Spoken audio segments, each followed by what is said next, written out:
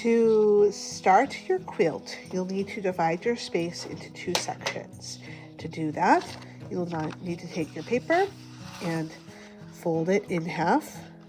First one way, creasing the paper, open it back up, and fold the other direction.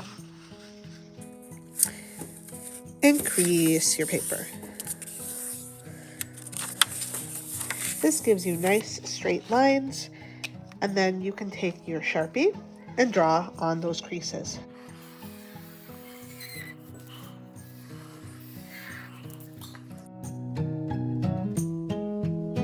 Now that your paper is divided, you're ready to do some tracing. Some of the trace shapers.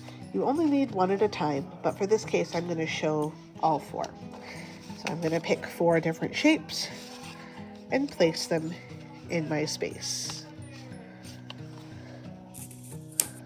Okay, now I'm going to take my time and trace my shapes. Hold them steady and trace. If it's a shape like a heart where there's a direction to it, decide if you want to go vertical or horizontal in your space. Most other shapes can go any direction and it doesn't matter.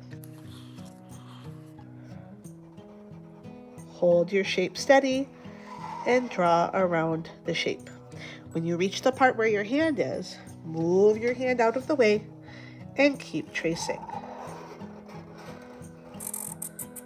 When you've gotten around your whole shape, lift the shape up, pass it to a neighbor, and pick your next shape.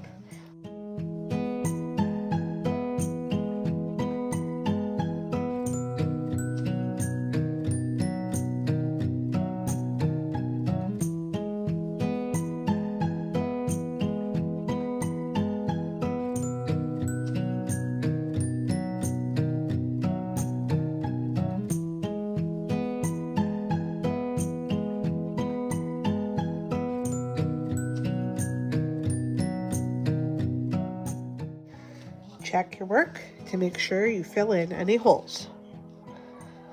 You can eyeball it if you like. If there's any weird lumps or bumps, you can make your lines thicker to help hide those bumps. Now, no one will ever know. Now it's time to do some texture. Take a texture sheet and place it underneath your paper. Bumpy side up or down. It really doesn't matter because you'll get a different texture each way.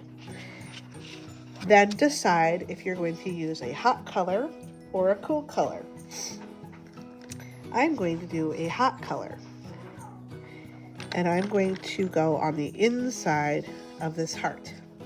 So I'm going to pick one color and I'm going to pick one texture to go the inside. And then on this one it will be the inside, but on these two it will be the outside. Let me show you what I mean. To do a texture rubbing, you choose a crayon and you lay it flat on the paper, and then holding the crayon you rub back and forth, stopping at the edges of the shape.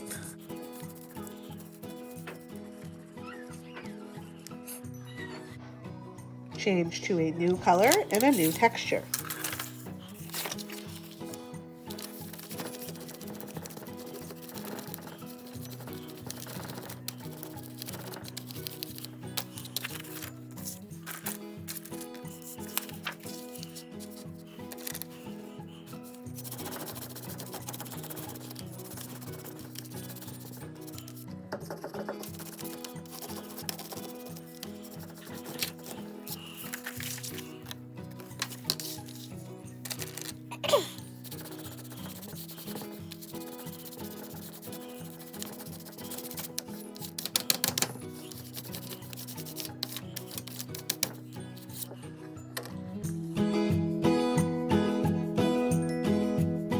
Now that my textures are done, I'm ready to do some marker color. When I choose marker color, I'm going to choose the opposite color family from the color of the texture so that they're very different. So in this case, I have orange right here, so I might choose a cool color. like green. To color marker, start with doing bumpers or guidelines around the edges of your shapes.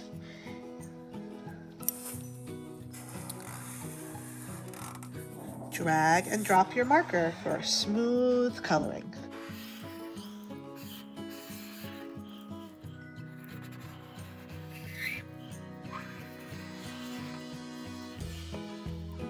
Drag and drop your marker for that smooth coloring.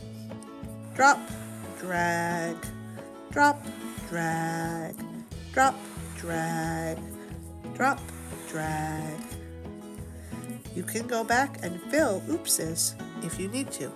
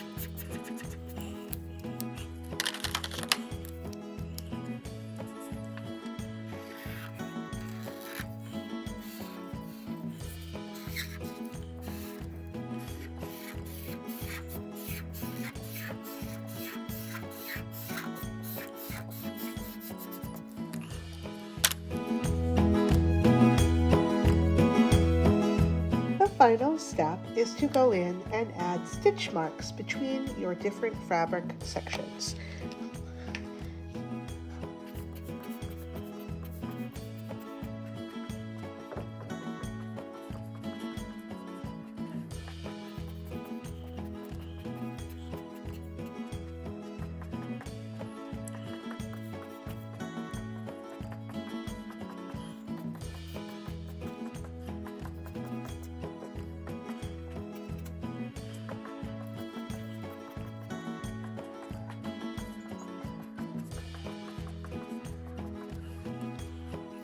Find somewhere on the edge of a piece of your fabric pieces to sign your name small along the edge of a shape.